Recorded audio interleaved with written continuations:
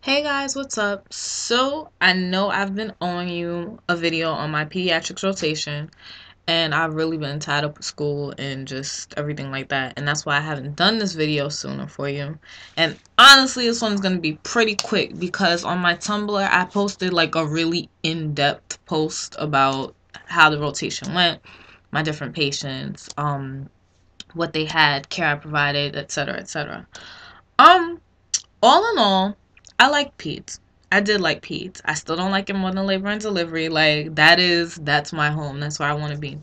But pediatrics was really great because you got to see all the different developmental levels. I wasn't just working with an infant or a toddler or, just a teenager. It's not like, when I did my even my med surg rotation last semester, you're not just working with the elderly, not just working with pregnant mommies. No, you're working with literally everybody because it's the patient and then the patient's family. So, the patient and whoever comes along with them, you're interacting with them, and you got to think about their needs as well as this child that you're taking care of. Um, okay, so I had 4 weeks of peds, and my patients were between 13 months and 10 years old. Um, I had one patient the first week and one patient the last week, and then two patients for my second and third weeks. Yeah, for my second and third weeks.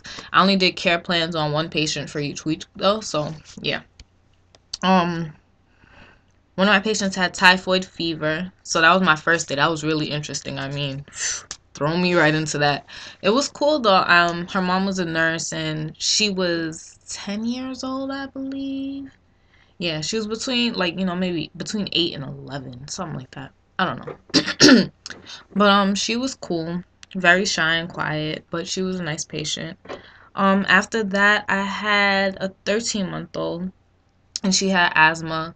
And then I had another toddler the week after that, and she had RAD, which is reactive airway disorder. I had another patient, really cool kid. He had appendicitis, so he actually had an appendectomy done. I had another patient who didn't go in for their appendectomy yet, but they were, I don't even know if I'm saying that right, but whatever. But yeah, they also had a ruptured appendix. So it was interesting, just, providing care for them. Parents are usually always around, or the caregiver, whoever it is for that child, they're usually always around. So it kind of makes it easier to provide treatment for these kids. Because for me, my hardest part was warming up to the toddlers. The older kids, it was, that was nothing. Oh, and I had another patient who had a metabolic disorder, but she was also developmentally delayed. So she was 10 years old, but she was like a toddler. Okay, anyway, yeah. So, again, the parents are usually always with these kids, so it makes it easier.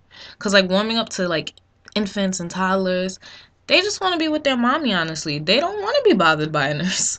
But, you got to get in there and do what you have to do. Like, my whole group, that was our most difficult task, I should say. Because you get on the floor in the morning and they're usually sleeping, the child and their parent or whoever, and you don't want to bother them with an assessment.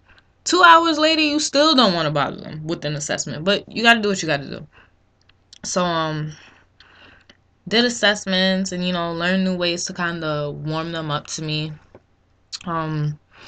Did like a trillion gazillion IV piggybacks because a lot of these patients are on antibiotics, so you give that piggyback. And I did reconstitution of different meds. With the toddlers, I would have put administered their like PO Tylenol, their oral Tylenol or whatever the case is, but and Motrin, but their moms were there, so their moms actually did that for me. Because, again, they're going to cooperate more for their mommy than they will for me or any other nurse. And, I just observed to make sure that they got the med. And my instructor observed me, observing them, making sure that they got the med. I had to do a rectal temperature. I felt so bad. Little mama, like, she was so cute. And she really did not want to be bothered, but her mom said she felt hot. So took her temperature and she really did have a high one, so I was glad I did that, but I just felt bad. Nobody wants anything shoved up their booty. So She we did that. What else did I do?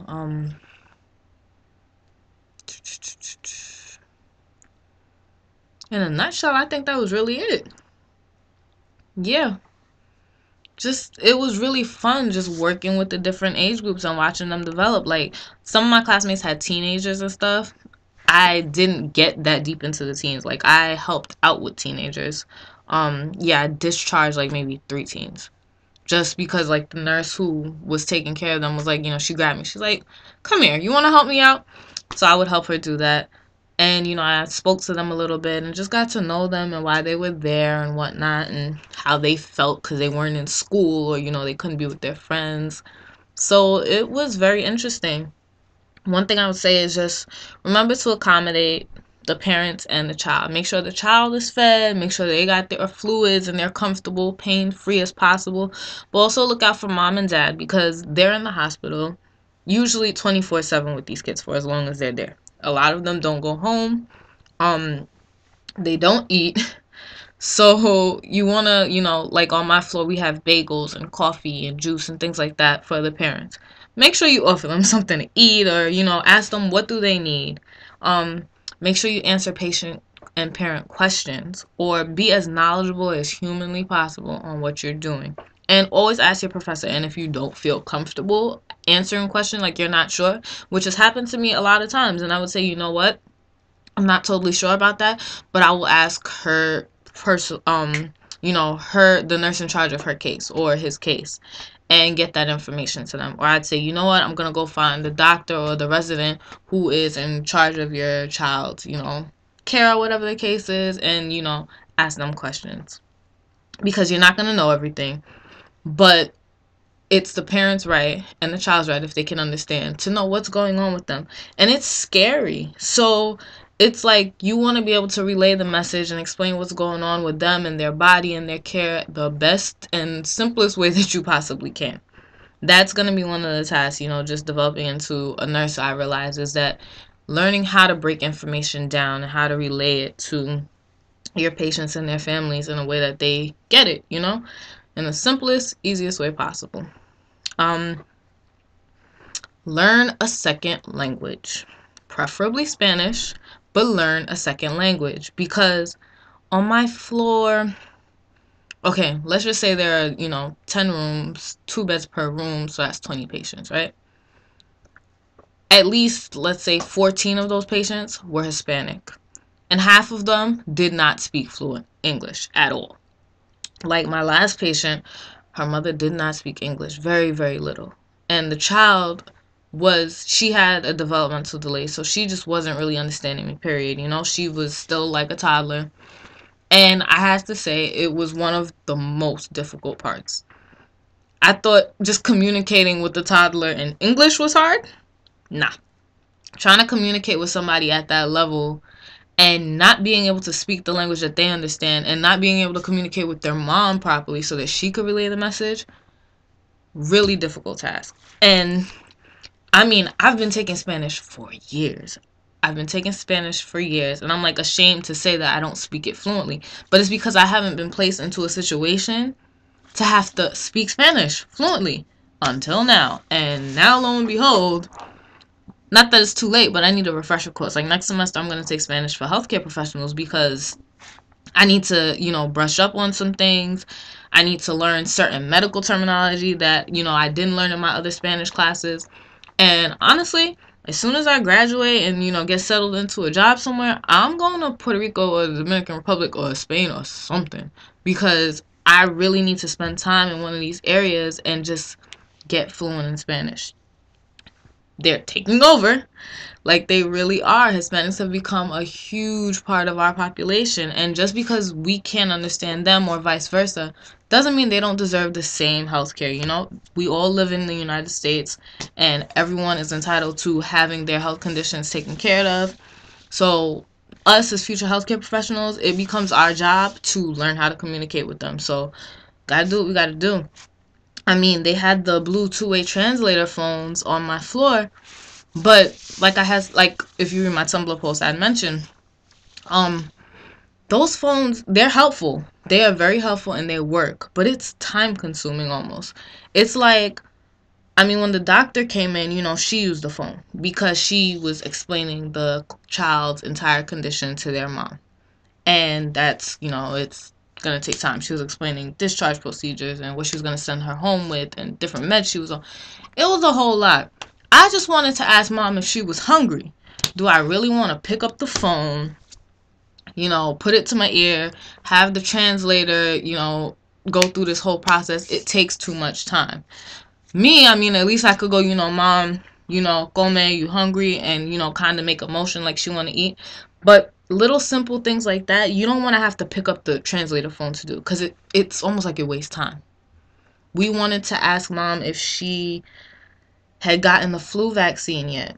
And honestly, we were trying to find every single way possible, me and her nurse, to, look through charts and contact the doctor's office or see if her private physician, her private pediatrician's office, and just see if there was any information on that ourselves, so that we wouldn't have to go in there and pick up the translator phone and just, because it's like, for one question, I need to do all this. So I say it is very beneficial to learn a second language. Again, preferably Spanish, because right now they're currently the largest growing population right now. I'm sure the Asians are going to catch up to them really soon, so we're going to have to start learning, I don't know, Chinese and Mandarin and all that too. But, vital. But, all in all, Peds was really nice. I start my geriatrics rotation on Wednesday, so back to taking care of the elderly, because last semester, majority of my patients were elderly. Actually, pretty much all of them were. Yeah, so back to that on Wednesday. And again, I will keep you guys as updated as possible. I mean, I have exams and finals coming up, so you're probably not going to hear from me until the end of the semester. Wish me luck. Lots and lots of luck, because I do need it. I need your luck. I need your prayers, well wishes, all that good stuff. I appreciate it. I appreciate you guys. Like, I love you guys because you watch me and like my videos and comment, and I love it. I enjoy doing this. So keep watching and liking and commenting and get people to subscribe and all that good stuff, okay? Bye, guys.